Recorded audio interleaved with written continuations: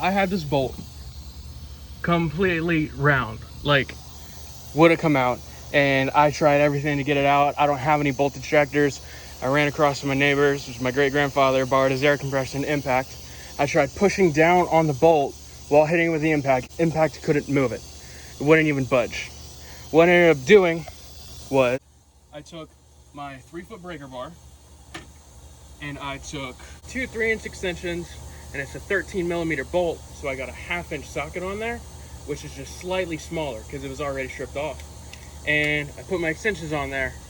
I put it on the bolt, and as I was turning the bolt slightly, little by little, I hit it with my I call this my hammer. So as I'm hitting it, it's forcing the socket onto the bolt while I'm turning. So whenever I turn it a little bit, the socket will start to slide off the bolt.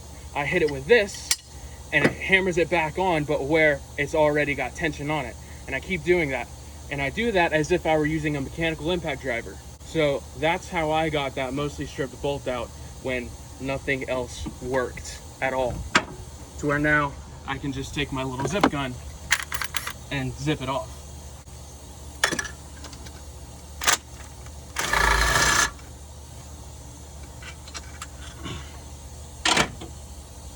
Yeah, this thing's all mangled up. Yeah, this thing's all mangled up. Like, it's destroyed.